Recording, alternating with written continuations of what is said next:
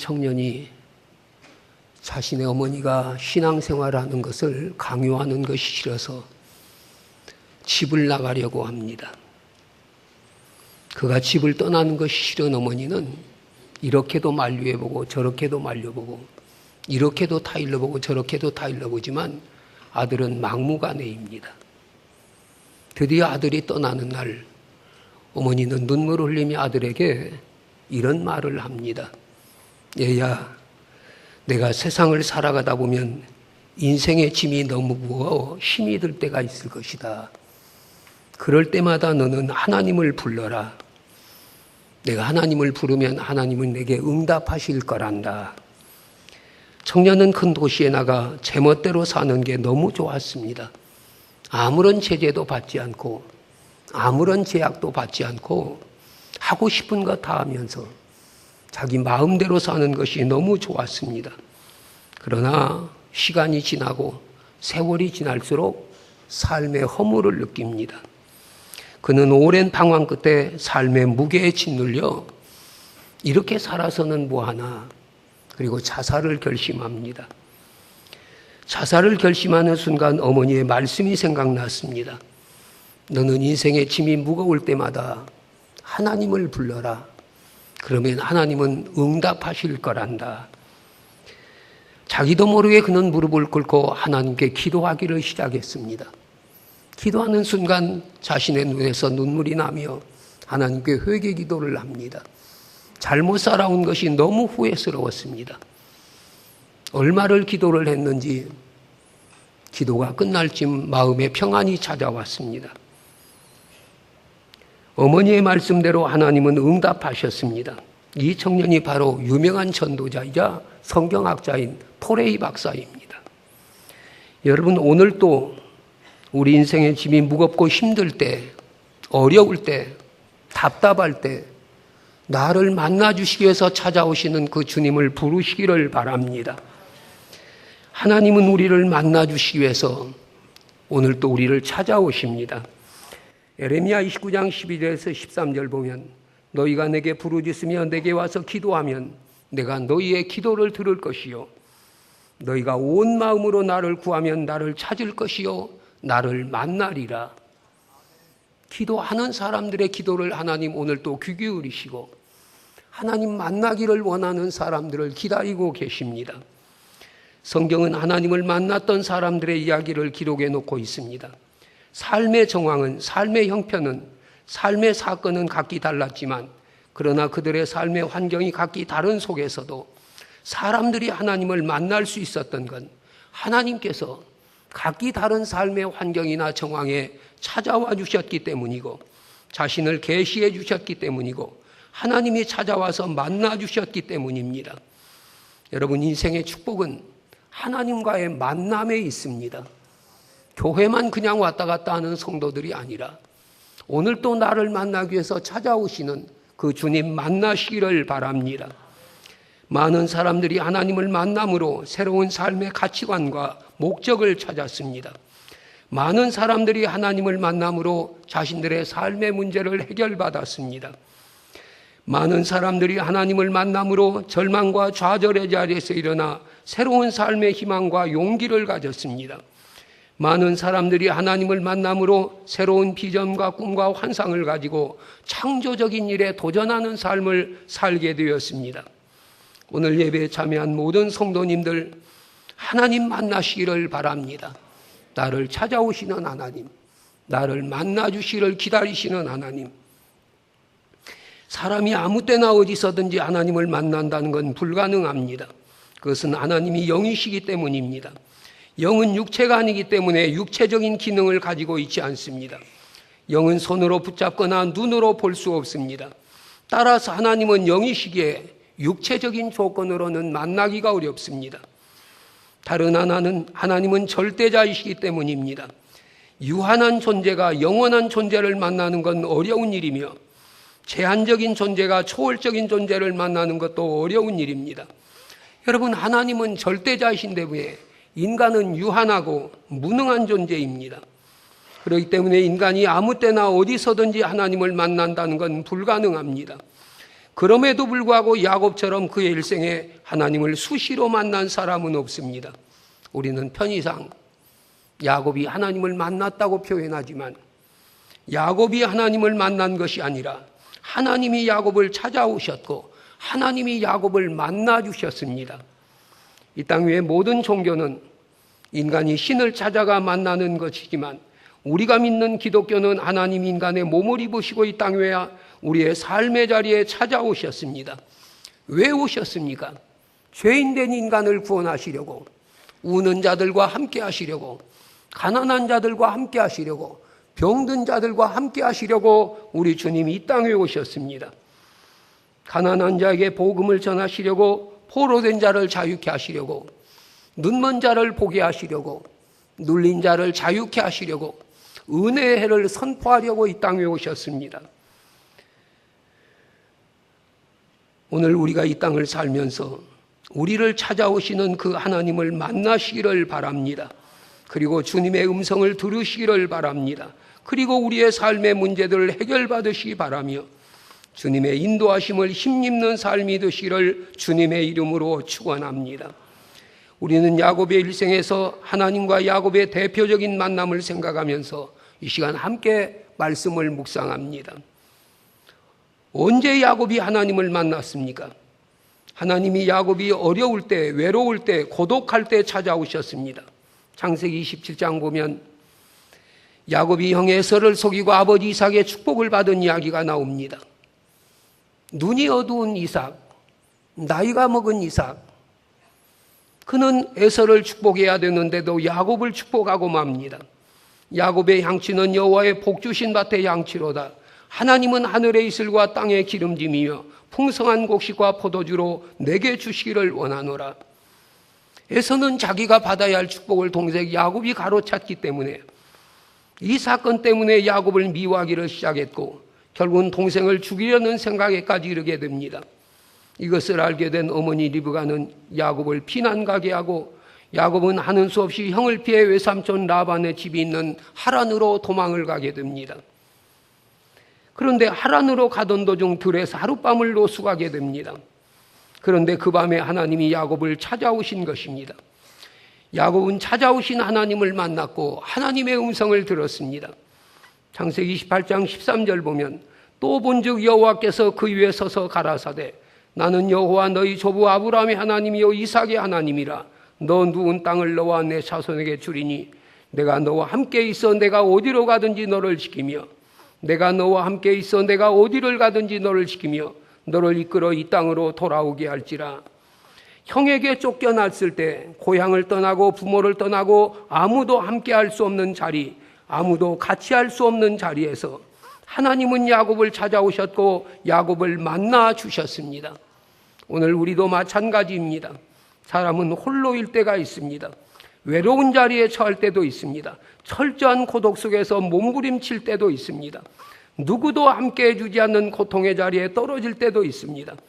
때로는 누군가의 도움이 가장 필요한 자리에서 누구의 도움도 힘입지 못하는 자리에 처할 때도 있습니다. 오늘 현대인들의 삶을 군중 속의 고독이라는 말로 표현을 하고 있습니다. 우리 주위에는 많은 사람들이 있는데도 정말로 나와 함께일 수 있는 사람, 나를 도와줄 수 있는 사람, 내 마음을 알아주는 사람, 나와 같이 해줄 수 있는 사람이 없다는 것입니다. 여러분, 다윗도 사울에게 쫓김을 받을 때 누구도 나와 함께 해주지 않으며 누구도 나를 알아주는 자가 없으며 누구도 나를 찾아오는 자가 없다, 이런 기도를 드립니다. 다윗의 주위에 사람이 없었던 건 아닙니다. 자기에게 정말로 함께 할 수 있는 사람이 없었기 때문에 그 노래를 불렀던 것입니다. 여러분, 중학교 학생들의 40%가 자살 충동을 느낀다고 합니다. 왜 자살 충동을 느끼냐는 질문에 누구도 나를 알아주는 사람이 없습니다. 내 마음을 알아주는 사람도 없고 나와 함께 해주는 사람도 없습니다. 왜? 부모가 있는데도, 형제가 있는데도, 선생이 있는데도 자기를 정말로 알아주는 사람이 없다는 것입니다. 여러분, 40, 50대 주부들, 남편은 바깥일에 바쁘고 아이들은 다 성장해서 이제는 집에 홀로 있을 때 40, 50대에게 찾아오는 게 빈둥지 증후군이라고 합니다. 그것 때문에 주부들에게 우울증이 많이 생기는 이유도 여기에 있습니다. 그러나 사랑하는 성도 여러분, 하나님은 외롭고 쓸쓸하고 누구도 나와 함께 해주지 않는, 누구도 나를 도와주지 않는 삶의 자리에서도 나를 찾아오시며 나를 만나주시는 인격적인 하나님, 임마누엘의 하나님을 만나시기를 바랍니다. 외로울 때 주님의 얼굴 보라. 위로의 주님이 안식 주시리라. 어려울 때 주님 바라보시기를 바랍니다. 외로울 때 주님 바라보시기를 바랍니다. 야곱이 고독할 때, 혼자라는 두려움이 있을 때 하나님이 만나주신 것처럼 오늘 또 야곱이 만났던 하나님이 나를 찾아오십니다. 나와 같이 해주시기를 원하십니다. 여러분, 날마다 그 하나님과 함께하는 인생길 되시기를 바랍니다. 언제 하나님이 야곱과 함께 하셨습니까? 야곱이 억울한 일을 당할 때, 힘든 일을 당할 때, 창세기 31장 5절 하반절 보면 그러할지라도 내 아버지 하나님은 나와 함께 계셨느니라. 42절 보면 우리 아버지 하나님 아브라함의 하나님 곧 이삭에 경유하는 이가 나와 함께 계시지 아니하였다면 외삼촌께서 이제 나를 빈손으로 돌려보냈으리라마는 하나님이 나의 고난과 내 손의 수고를 감찰하시고 어젯밤에 외삼촌을 책망하셨나이다 했습니다. 형을 피해 하란으로 온 야곱은 외삼촌 라반의 집에서 종과 같이 일을 하게 됩니다. 창세기 31장 40절 보면 내가 낮에는 더위와 밤에는 추위를 무릅쓰고 눈 붙일 겨를 없이 일을 했다는 고백을 합니다. 참으로 외삼촌이 내 품삯을 10번이나 바꾸었어도 나는 그걸 감내하며 일을 했다고 합니다. 여러분, 외삼촌 라반이 얼마나 고약한 사람입니까?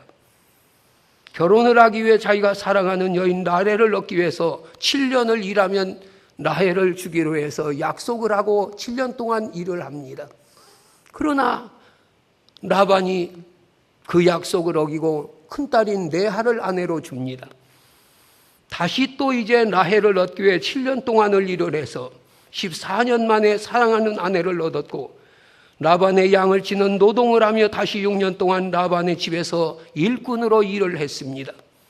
그런데도 하나님의 축복으로 야곱의 재산이 늘어나자 라반의 아들들이 야곱이 우리 아버지의 재산을 다 빼앗고 거부가 되었다고 불평불만하고 외삼촌 라반도 야곱의 재산이 많아지니까 전과 같이 야곱을 대하지 않습니다. 이때도 하나님은 야곱을 찾아오셨고 만나주셨고 말씀해 주셨습니다. 3장 31장 3절을 보면 여호와께서 야곱에게 이르시되 내 조상의 땅 내 족속에게로 돌아가라. 내가 너와 함께 있으리라 하신지라 말씀하고 있습니다.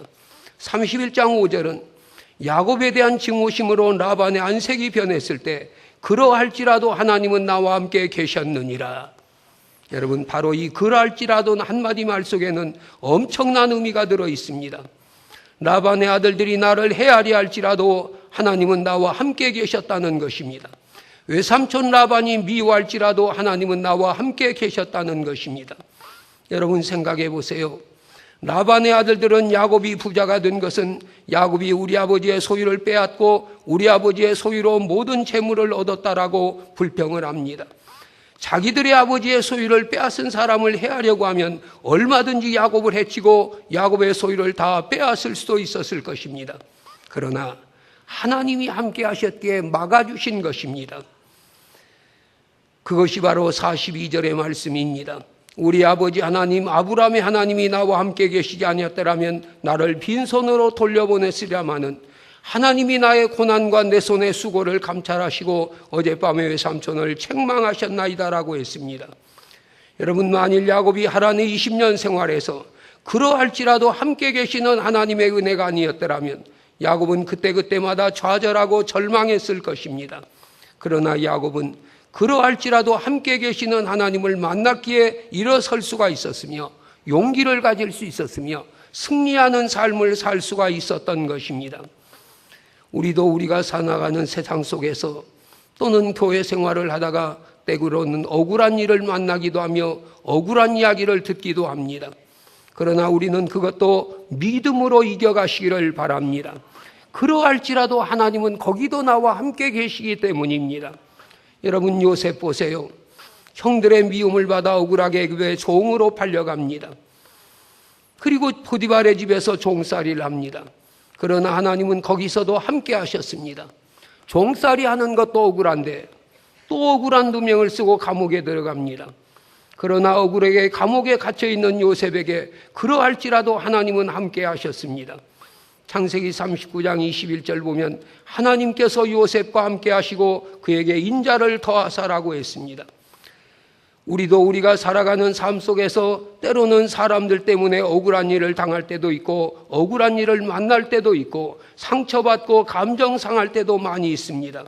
그러나 하나님은 우리가 만나는 모든 환경을 통하여 우리를 강한 그리스도인으로 훈련해 가신다는 걸 기억한다면, 그리고 그러할지라도 하나님이 거기서도 나와 함께 하시는 걸 믿는다면 믿음으로 이겨 가시기를 바랍니다.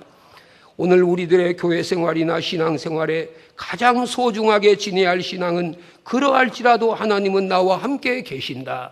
그러할지라도 하나님은 나를 찾아오신다. 그러할지라도 하나님은 나를 만나주신다는 것입니다. 오늘 우리도 이 믿음 가지고 어려운 인생길, 힘든 인생길 승리하시기를 바랍니다. 언제 하나님이 야곱을 만나주셨습니까? 위기에서 만나주셨습니다. 20년의 하란 생활이 끝난 후 하나님의 약속의 말씀 따라 야곱이 의기양양 고향으로 돌아가고 있었습니다. 그러나 형에서가 400명의 장정을 거느리고 야곱을 치기 위해 마주 달려오고 있다는 소식을 듣습니다. 20년의 세월이 지났지만 에서의 원한이 풀어지지 않았습니다. 그러나 중요한 건 야곱이 형 에서의 군대를 만나기에 앞서 야곱을 위해 동원된 하나님의 군대를 만났다는 것입니다. 창세기 32장 1절에서 2절 보면 야곱이 그 길을 지나가더니 하나님의 사자들이 그를 만난지라. 야곱이 그들을 볼 때 이르기를 이는 하나님의 군대라 하고 그 땅 이름을 마하나임이라 했습니다. 우린 여기서 참으로 중요한 진리를 발견하게 됩니다. 그것은 에서의 400명 군대보다 하나님의 군대가 먼저 야곱을 만났다는 것입니다. 하나님은 야곱이 집을 떠나 하란을 향하여 갈 때 내가 너와 함께 있어 내가 어디로 가든지 너를 지키며 너를 이끌어 이 땅으로 돌아오게 할지라. 내가 내게 허락한 것을 다 이루기까지 너를 떠나지 아니하리라 하셨습니다. 하나님은 이 약속을 지키시는 증표로 마하나임의 군대를 만나게 하셨고 형에서의 군대보다 먼저 하나님의 군대를 만나게 하신 것입니다.